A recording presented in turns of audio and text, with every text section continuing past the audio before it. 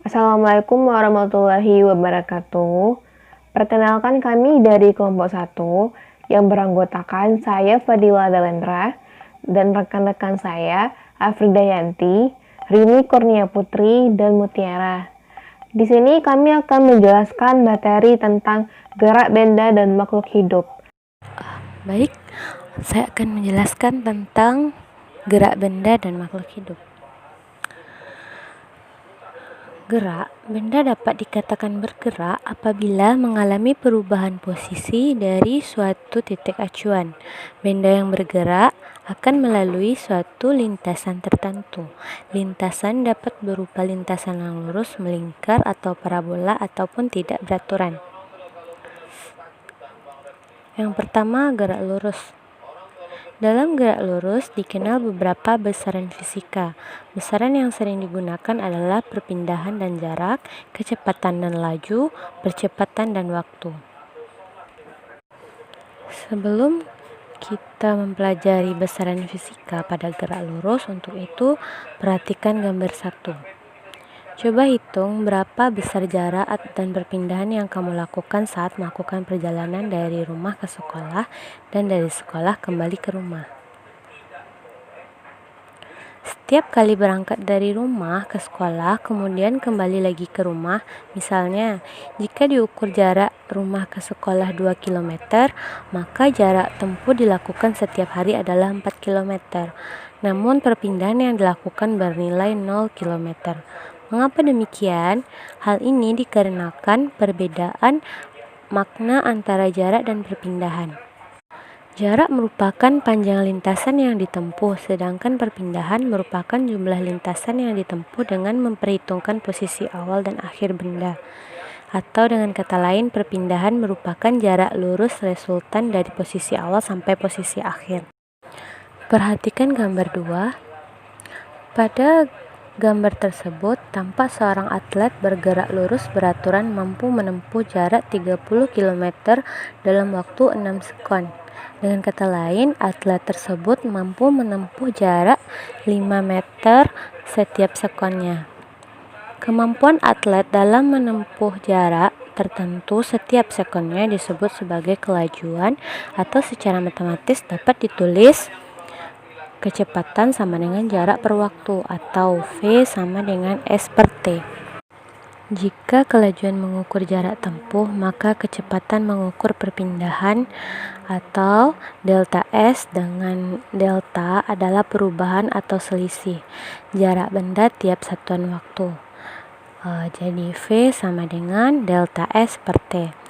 Meskipun kelajuan dan kecepatan memiliki definisi konsep yang berbeda, namun pada gerak lurus beraturan atau GLB, besar kecepatan dan kelajuan memiliki nilai, simbol, serta satuan yang sama. Saat melakukan perjalanan dari rumah ke sekolah, kendaraan yang ditumpangi akan bergerak dengan kecepatan yang berubah-ubah tiap waktu. Perhatikan gambar 3. Pada gambar 3 menunjukkan mobil yang sedang bergerak menjauhi lampu lalu lintas dipercepat. Sedangkan saat mendekati lampu lintas akan diperlambat. Percepatan atau perlambatan mobil tersebut dengan mudah dapat diamati dari adanya perubahan besar kelajuan mobil yang ditunjukkan oleh jarum speedometer atau angka yang muncul pada GPS. Secara matematis, percepatan dapat dirumuskan sebagai A sama dengan delta V per delta T, atau delta V sama dengan Vt kurang V0, di mana A adalah percepatan, satuannya meter per sekon kuadrat. Delta T merupakan perubahan waktu, satuannya sekon. Vt adalah kecepatan akhir, V0 kecepatan awal. Untuk lebih memahami, perhatikan penjelasan pada tabel. Saat mendekati lampu lalu lintas seperti pada gambar 3, mobil yang awalnya bergerak dengan kecepatan sebesar 72 km per jam atau 20 meter per sekon diperlambat hingga 0 km per jam dalam selang waktu 5 sekon dengan proses perubahan seperti dalam tabel. Karena perubahan kecepatan mobil dalam setiap sekon selalu tetap, maka percepatan gerak mobil akan tetap sehingga mobil tersebut bergerak lurus berubah beraturan. Percepatan benda tidak hanya berlaku pada kendaraan yang sedang bergerak secara horizontal, tetapi juga pada benda yang bergerak secara vertikal. Semua benda yang ada di permukaan bumi mengalami gaya gravitasi bumi.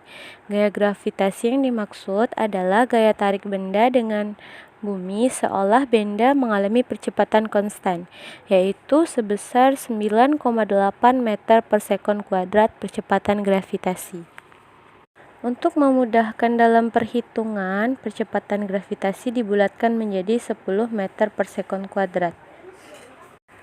Gerak lurus beraturan banyak ditemukan dalam kehidupan sehari-hari. Contoh, benda yang bergerak dipercepat adalah buah kelapa jatuh dari pohon, orang naik dari sepeda di turunan, air terjun, meteor jatuh ke bumi, dan pesawat yang akan lepas landas. Suatu mobil bergerak pada jalan raya yang lurus dengan percepatan tetap dan waktu dan laju dari mobil tersebut tertera pada tabel. Coba perhatikan, dari grafik hubungan V ke T dapat ditemukan bahwa laju dari mobil bertambah secara linear dengan pertambahan waktu. Dengan kata lain, hubungan antara laju mobil dengan waktu adalah berbentuk garis lurus. Jarak yang ditempuh oleh mobil dapat ditentukan dari luas daerah yang berada di bawah kurva. Jarak tempuh mobil sama dengan luas daerah segitiga. A sama dengan setengah kali 5 kali 20, yaitu 50. Jadi, jarak yang ditempuh oleh benda adalah 50. Bila suatu benda bergerak dipercepat dengan percepatan awal V0, kecepatan benda pada waktu T adalah V sama dengan V0 tambah A kali T. Nah, jika pada saat T sama dengan 0 detik, posisi benda berada di titik acuan dan kecepatan awal benda adalah V0, maka perpindahan benda pada waktu T dapat ditulis dalam bentuk S sama dengan V0T tambah setengah AT. Pada persamaan, S adalah perpindahan benda pada waktu dalam meter. Pada konsep gerak dikenal juga dengan namanya gaya. Gaya yaitu tarikan dan dorongan. Gaya dapat merubah bentuk, arah, dan kecepatan benda. Misalnya pada plastisin. Kamu dapat melempar plastisin, menghentikan lemparan, menangkap plastisin, atau bahkan mengubah bentuk plastisin dengan memberikan gaya. Gaya dibedakan menjadi gaya sentuh dan gaya tak sentuh. Apa itu gaya sentuh? Gaya sentuh adalah gaya otot dan gaya gesek. Gaya otot adalah gaya yang ditimbulkan oleh koordinasi dengan rangka tubuh. Misalnya, seseorang hendak memanah dengan menarik mata panah ke arah ke belakang. Gaya gesek. Nah, gaya gesek adalah gaya yang diakibatkan oleh adanya dua buah benda yang saling bergesekan. Gaya gesek selalu berlawanan arah dengan gaya yang diberikan pada benda. Contohnya adalah gesekan antara meja dengan lantai. Meja yang didorong ke depan akan bergerak ke depan, namun pada waktu yang bersamaan, meja juga akan mengalami gaya gesek yang arahnya berlawanan dengan arah gerak meja. Kemudian, gaya tak sentuh. Gaya tak sentuh adalah gaya yang membutuhkan sentuhan langsung dengan benda yang dikenai. Contohnya seperti saat kita mendekatkan ujung magnet batang dengan sebuah paku besi. Seketika paku besi akan tertarik dan menempel pada magnet batang. Hal tersebut disebabkan oleh adanya pengaruh gaya magnet yang ditimbulkan magnet batang. Selain gaya magnet, gaya gravitasi pada orang yang sedang terjun payung juga merupakan contoh gaya tak sentuh. Pada gaya ada namanya resultan gaya. Dalam menentukan resultan dari dua buah gaya atau lebih perlu diperhatikan arah dari masing-masing gaya. Resultan gaya searah. Yang pertama, resultan gaya-gaya searah adalah penjumlahan dari dua buah gaya atau lebih yang memiliki arah yang sama. Besar resultan gaya itu sama dengan FR sama dengan F1 tambah F2, di mana FR merupakan resultan gaya, F1 gaya pertama, F2 gaya kedua. Yang kedua atau yang B itu resultan gaya-gaya arah berlawanan. Nah, merupakan selisih dari kedua gaya. Perhatikan gambar. Besar resultan gayanya adalah FR sama dengan F1 tambah F2 dan seterusnya. Selanjutnya, resultan gaya-gaya membentuk sudut. Apabila dua buah gaya saling membentuk sudut bekerja pada suatu benda, kedua gaya tersebut dapat pula digantikan oleh sebuah gaya resultan. Gaya resultan dari kedua gaya ditentukan berdasarkan rumus trigonometri. Contoh paling sederhana, pada suatu benda bekerja dua buah gaya yang saling tegak lurus. Berikut diagram resultan kedua gaya. Resultan gaya yang dapat ditentukan dengan materi diagonal menggunakan rumus Pythagoras dalam bentuk FR sama dengan akar dari F1 kuadrat tambah F2 kuadrat, di mana FR merupakan resultan gaya, F1 gaya pertama, dan F2 gaya kedua. Hukum Newton ada 3. Hukum Newton 1 berbunyi, jika resultan gaya yang bekerja pada benda sama dengan 0, maka benda yang mula-mula diam akan tetap diam dan benda yang mula-mula bergerak lurus beraturan akan tetap bergerak lurus beraturan. Newton 1 menyatakan sifat inersia benda adalah benda yang tidak mengalami resultan gaya atau sigma F sama dengan 0 akan tetap diam atau benda yang bergerak lurus beraturan akan tetap bergerak. Sifat benda yang mempertahankan keadaan awalnya disebut kelembaman atau inersia. Oleh karena itu, hukum 1 Newton disebut juga hukum kelembaman. Kelembaman yang dimiliki suatu benda diam membuatnya sulit digerakkan. Akan tetapi jika benda tersebut bergerak, maka kelembamannya akan menyebabkan benda terus bergerak lurus. Untuk melawan kelembaman diperlukan suatu gaya. Gaya yang diperlukan untuk melawan kelembaman sebanding dengan massa benda. Karena semakin besar massa benda, kelembamannya juga akan semakin besar. Nah, sedangkan hukum kedua Newton berbunyi, percepatan yang ditimbulkan oleh gaya yang bekerja pada benda berbanding lurus dengan besar gayanya dan berbanding terbalik dengan massa benda. Di dalam kehidupan sehari-hari, kita sering menemui fakta bahwa pada saat memindahkan balok akan lebih cepat jika gaya yang dikenakan semakin besar. Hal ini dikarenakan gaya berbanding lurus dengan percepatan. Jadi, dengan gaya yang besar, maka akan didapatkan percepatan yang lebih besar juga. Seperti pada gambar, benda yang ditarik dengan gaya tertentu. Jadi, sesuai dengan penjelasan gambar di atas bahwa percepatan gerak sebuah benda berbanding lurus dengan gaya yang diberikan, namun berbanding terbalik dengan massanya. Contoh lainnya yaitu pada saat memindahkan meja yang ringan akan lebih cepat daripada memindahkan lemari yang berat. Jika kita menggunakan besar gaya dorong yang sama, hal ini disebabkan massa benda yang lebih kecil daripada massa lemari, dan massa berbanding terbalik dengan percepatan benda. Semakin kecil massa benda, maka semakin besar percepatan benda tersebut. Dan yang ketiga, hukum 3 Newton. Bagaimana sebuah roket dapat meluncur ke angkasa? Roket yang terdorong ke atas diakibatkan oleh semburan gas ke bawah. Perhatikan gambar di atas. Semakin kuat semburan gas ke bawah, maka roket akan semakin cepat terdorong ke atas.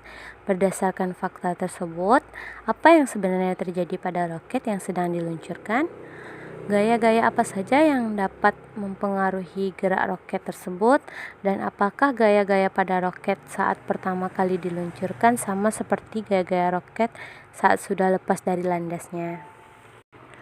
Hukum 3 Newton menyatakan bahwa ketika benda pertama mengerjakan gaya pada saat benda kedua, maka benda kedua tersebut akan memberikan gaya yang sama besar kepada benda pertama namun berlawanan arah, atau F aksi sama dengan F reaksi.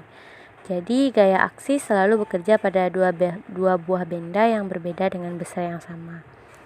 Jadi hukum 3 Newton itu berbunyi, jika memberikan gaya pada suatu benda atau gaya aksi, maka mendapatkan gaya yang sama besar tetapi arahnya berlawanan, atau gaya reaksi dengan gaya yang diberikan. Contoh lainnya yaitu pada burung yang mengepakkan sayap ke belakang. Untuk memberikan gaya aksi ke udara, udara yang masanya jauh lebih besar daripada burung memberikan gaya reaksi yang nilainya sama besar dengan gaya aksi, namun berlawanan arah, sehingga mengakibatkan burung dapat melaju kencang ke depan. Materi selanjutnya, movement system in human. The first material, human skeleton, yaitu sistem gerak pada manusia. Yang pertama ada rangka. Rangka adalah susunan tulang-tulang yang mempunyai sistem tertentu. Rangka terlindung dan terbalut oleh otot dan kulit untuk mendukung fungsi gerak, didukung oleh otot antara tulang satu dengan tulang lainnya, dan dihubungkan oleh persendian. Pada tubuh manusia, terdapat banyak sekali jenis tulang. Misalnya, pada anggota tubuh bagian tangan, terdapat 6 jenis tulang, yaitu tulang lengan atas, tulang pengupil, tulang hasta, tulang pangkal telapak tangan, dan tulang ruas jari dan telapak tangan. Next, yaitu fungsi utama tulang bagi tubuh. Yang pertama yaitu memberikan bentuk pada tubuh dan menopang tubuh kita.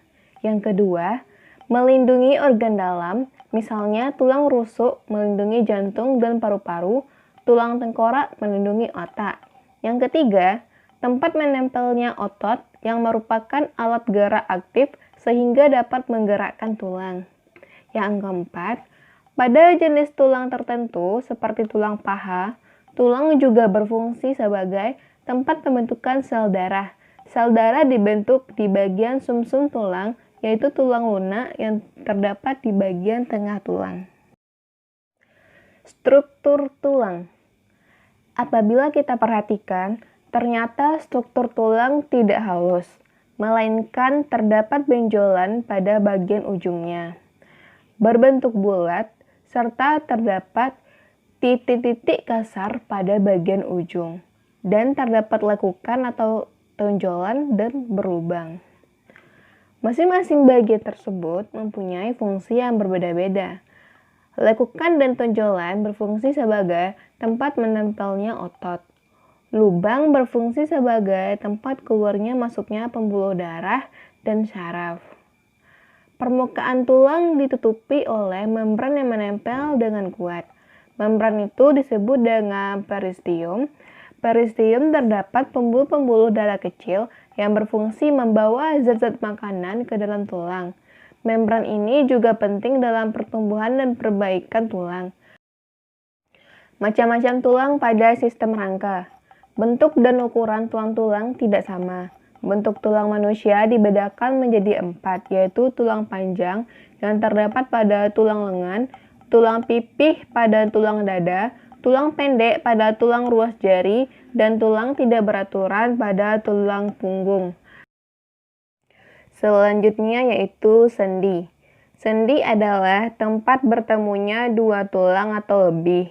Dengan adanya sendi, hubungan antara tulang-tulang tubuh dapat digerakkan. Tulang-tulang pembentuk rangka manusia saling berhubungan satu sama lain. Dengan adanya sendi, hubungan antara tulang-tulang tubuh dapat digerakkan. Sendi yang tidak dapat digerakkan disebut dengan sinartrosis. Misalnya, sendi yang terdapat pada tulang tengkorak. Sendi yang dapat digerakkan namun terbatas disebut dengan amfriartosis. Misalnya, sendi antar tulang belakang.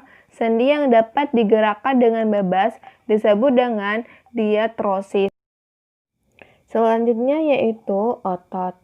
Otot sebenarnya suatu jaringan yang terdiri atas sel-sel otot.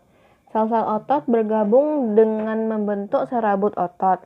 Serabut otot dibungkus oleh selaput otot. Serabut-serabut otot bergabung membentuk kumpulan serabut otot yang disebut dengan berkas otot. Gabungan dari beberapa otot disebut dengan otot atau daging. Otot dapat berkontraksi dengan cara mengembang atau mengempis.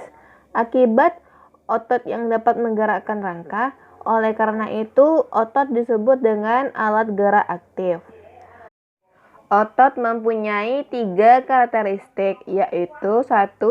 Kontraktilitas, yaitu kemampuan otot untuk mengadakan perubahan menjadi lebih pendek dari ukuran semulanya. Yang kedua, ekstensibilitas, yaitu kemampuan otot untuk berelaksasi atau memanjang dari ukuran semula. Yang ketiga, elastisitas, yaitu kemampuan otot untuk dapat kembali ke ukuran semula setelah berkontraksi atau ekstensif. Jenis-jenis otot pada manusia. Yang pertama yaitu otot rangka. Otot rangka adalah otot yang paling banyak terdapat di dalam tubuh. Jika diamati di bawah mikroskop, sel-sel otot rangka terlihat bergaris-garis melintang, sehingga otot ini disebut dengan otot lurik. Otot rangka melekat pada tulang dengan perantara tendon. Tendon adalah pita tebal berserabut dan melekat pada otot pada tulang. Otot polos terdapat pada dinding lambung usus halus, rahim, kantung empedu, dan pembuluh darah. Otot polos berkontraksi dan berelaksasi dengan lambat. Otot ini berbentuk gelondong serta memiliki sebuah inti pada tiap selnya. Selanjutnya yaitu otot jantung. Otot jantung tergolong pada otot tidak sadar. Otot jantung memiliki garis-garis seperti otot rangka. Sebaliknya, otot jantung mirip dengan otot polos karena tergolong otot tidak sadar. Otot jantung berkontraksi sekitar 70 kali per menit sepanjang hari selama hidup.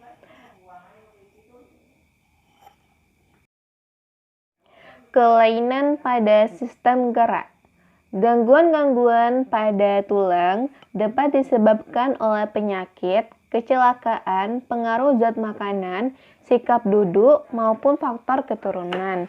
Berikut adalah macam-macam kelainan yang terdapat pada sistem gerak manusia. Yang pertama itu rickettsia.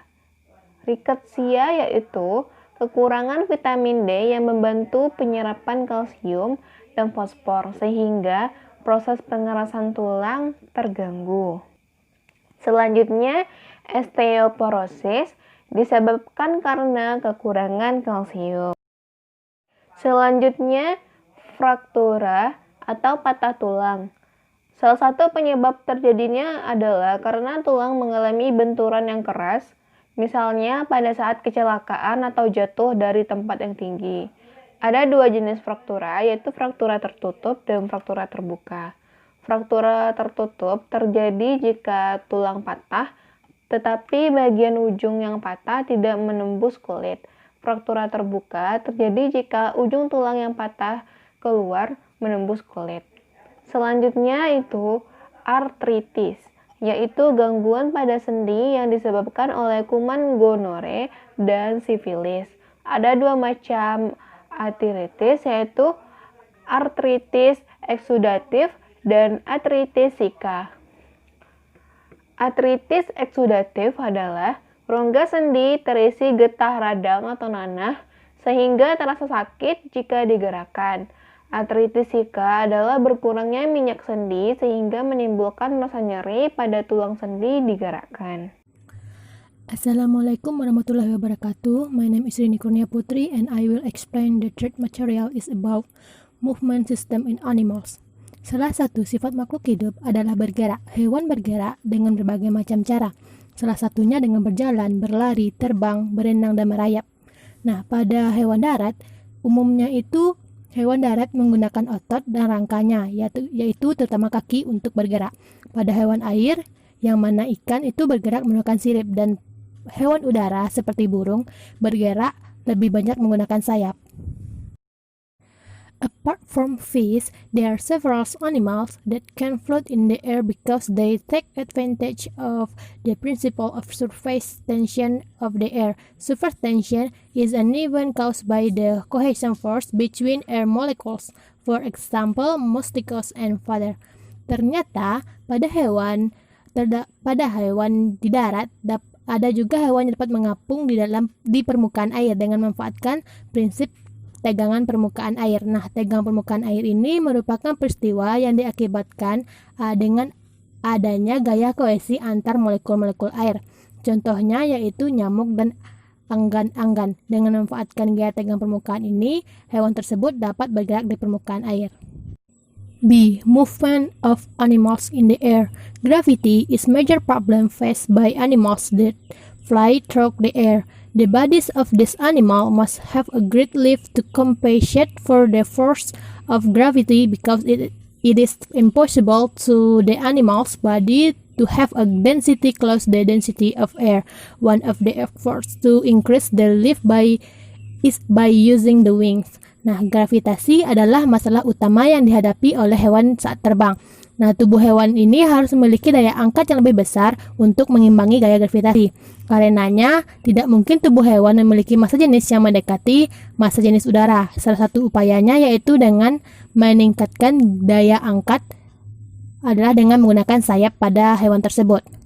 The wing of bird have a curved shape so that the air flowing over the wings is faster than the bottom ones.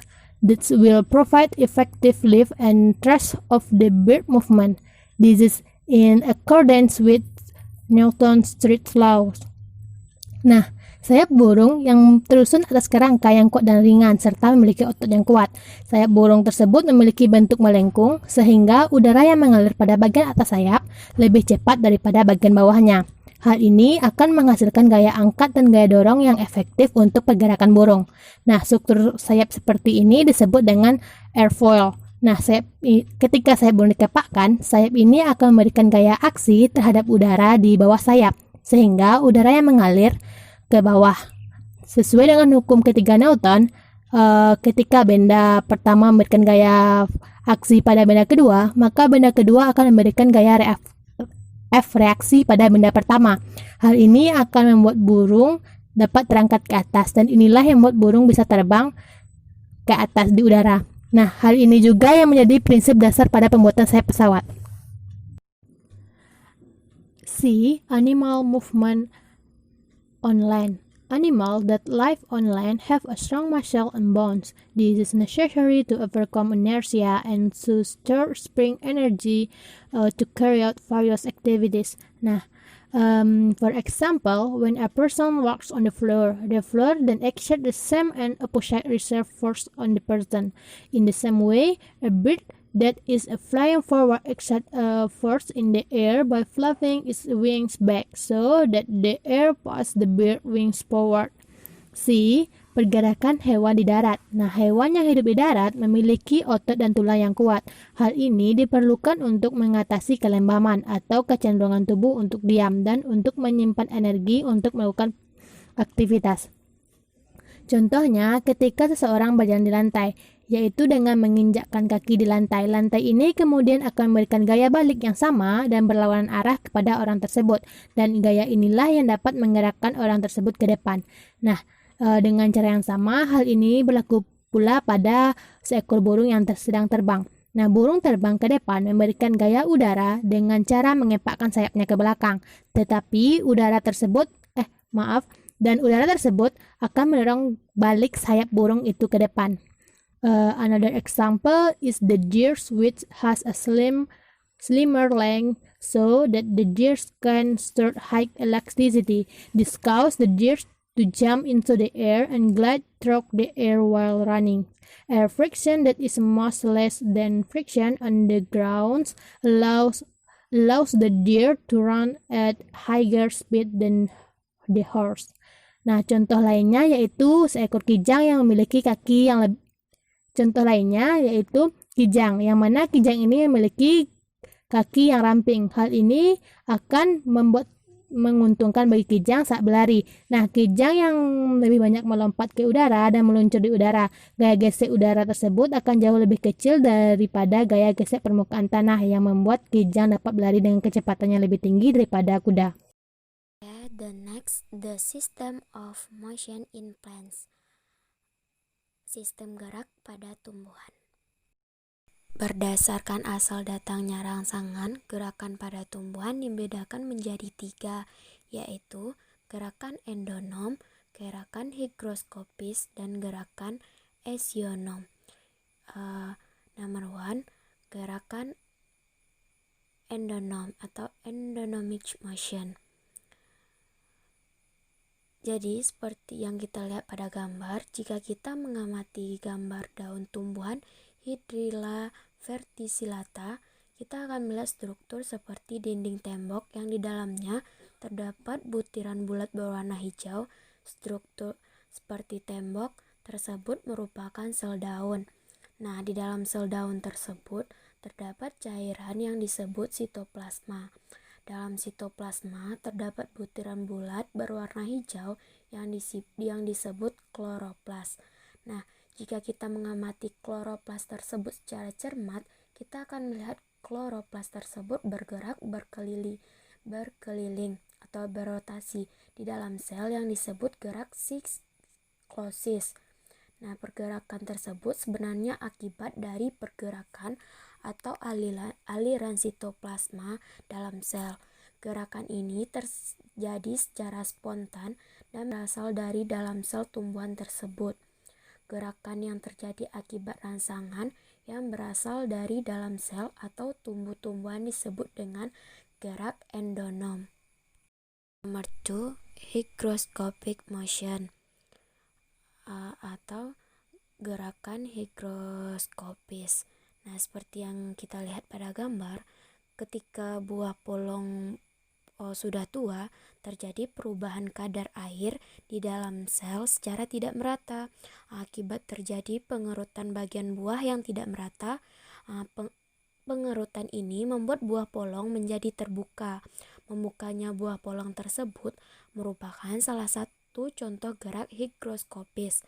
Nah, selain membukanya buah polong-polongan tersebut, contoh gerak higroskopis yaitu membukanya dinding sporangium atau kotak spora pada tumbuhan paku. Number 3, the esionom movement.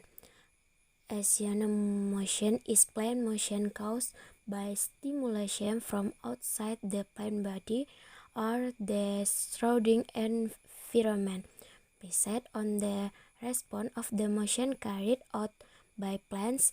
Esionom motion can be divided into tropic motion, taxis motion, and definite motion. Yang ketiga itu gerakan esionom. Gerakan esionom adalah gerakan tumbuhan yang disebabkan oleh adanya rangsangan dari luar tubuh tumbuhan atau lingkungan sekitar. Nah, berdasarkan respon gerak yang dilakukan tumbuhan, gerak esionom dapat dibedakan menjadi 3. Yang pertama itu gerakan tropisme, yang kedua gerakan taksis, dan yang ketiga gerakan nasti. Nah, yang pertama itu gerakan tropisme. Seperti yang kita lihat pada gambar, tumbuhan tidak dapat berpindah tempat seperti halnya hewan. Nah, melalui kita lihat pada gambar itu, kita dapat mengetahui bahwa setiap ujung batang tumbuhan akan tumbuh menuju arah datangnya cahaya. Berbeda halnya dengan arah gerak pertumbuhan akar. Akar tumbuhan akan bergerak tumbuh menjauhi arah datangnya cahaya dan akan cenderung bergerak tumbuh menuju pusat bumi. Nah, kedua gejala tersebut menunjukkan bahwa ada gerak tumbuhan yang arah pergerakannya dipengaruhi oleh arah datangnya rangsangan. Gerakan tumbuhan yang arah gerakannya dipengaruhi oleh arah datangnya rangsangan dari luar disebut gerakan tropisme. Arah gerakan tumbuhan yang mendekati arah datangnya rangsangan disebut gerakan tropisme positif. Tetapi jika arah gerak tumbuhan menjauhi rangsangan disebut gerakan tropisme negatif. Number 2, taxis movement. Taxis motion is movement of all parts of the plant whose direction is influenced by the source of the stimulus. Yang selanjutnya itu gerak taksis. Gerak taksis adalah gerak pindah tempat seluruh bagian tumbuhan yang arahnya dipengaruhi oleh sumber rangsangan. Nah, seperti yang kita lihat pada gambar, gerak taksis biasanya dilakukan oleh organisme bersel satu, misalnya pada Euglena viridis. Nah, Euglena viridis merupakan organisme yang dapat dikelompokkan ke dalam alga atau protista mirip tumbuhan karena memiliki klorofil dan mampu melakukan fotosintesis. Dalam hidupnya, organisme tersebut membutuhkan cahaya. Nah, oleh karena itu, Euglena viridis akan bergerak mendekati sumber cahaya. Namun, jika intensitas cahaya terlalu tinggi, Euglena viridis akan berusaha menghindar. Kemampuan berpindahnya Euglena viridis ini disebabkan karena organisme tersebut memiliki alat gerak berupa flagela dan reseptor cahaya. Nah, pergerakan Euglena viridis ini disebut dengan gerakan fototaksis. Contoh gerakan taksis lainnya yaitu gerakan spermatozoa, tumbuhan lumut dan paku. Nah, tumbuhan lumut dan paku bereproduksi secara seksual dan akan menghasilkan sel kelamin jantan yang disebut spermatozoid. Nah, spermatozoid ini mampu bergerak menuju sel kelamin betina yang terdapat pada archegonium. Nah, akibat tertarik oleh zat gula dan protein tertentu yang dihasilkan oleh archegonium. Nah, pergerakan spermatozoid tersebut merupakan contoh gerakan kematoksis. Nah, gerakan kematoksis adalah gerakan taksis tumbuhan yang dipengaruhi oleh rangsangan berupa zat kimia. The next one, number 3, nasty motion, gerak nasty. The movement performed by plants are not influenced by the direction of the stimulus. This plant move is called nasty motion. Based on the type of stimulation, the nasty motion can be divided into several types. Nah, soalnya itu gerakan nasty. Nah, gerakan yang dilakukan oleh tumbuhan tidak dipengaruhi oleh arah datangnya rangsangan. Nah, gerakan tumbuhan yang demikian disebut dengan gerakan nasty. Nah, berdasarkan jenis rangsangannya, gerakan nasty ini dapat dibedakan menjadi beberapa jenis. Nah, yang pertama itu gerakan seismonasty. Contohnya itu pada daun putri malu. Nah, gerakan pada daun putri malu akibat diberi getaran atau sentuhan disebut dengan seismonasty. Nah, yang kedua itu gerakan nyctinasty. Nah, contohnya itu pada gerakan pada daun bunga merah. Nah, saat malam hari daun tumbuhan bunga merah dan tumbuhan lamtoro akan menutup atau tidur. Nah, dan daun itu akan membuka pada siang hari. Nah, pergerakan daun tumbuhan tersebut akibat adanya rangsangan berupa kondisi siang hari dan malam hari. Nah, gerakan yang demikian tersebut disebut dengan gerakan nyctinasty. Next, gerak fotonasty. Seperti yang kita lihat pada gambar, yaitu bunga pukul 4. Pada sore hari, umumnya bunga pukul 4 akan mekar. Mekarnya bunga pukul 4 disebabkan oleh adanya rangsangan dari cahaya pada sore hari. Nah, gerak membukanya bunga pukul 4 tersebut disebut gerak fotonasti. Nah, jadi fotonasti ini adalah gerak nasti pada tumbuhan yang disebabkan adanya rangsangan berupa cahaya. Nah, selanjutnya yaitu gerak termonasti. Nah, contohnya itu bunga yang hidup di daerah yang memiliki 4 musim. Contohnya seperti bunga tulip yang banyak ditanam di benua Eropa. Nah, mekarnya bunga di musim semi disebabkan oleh suhu udara pada musim semi terasa lebih hangat. Gerak mekarnya bunga tulip pada musim semi disebut gerak termonasti. Nah, jadi termonasti adalah gerak nasti tumbuhan dipengaruhi oleh rangsangan yang berupa suhu. Sekian dari saya. Terima kasih.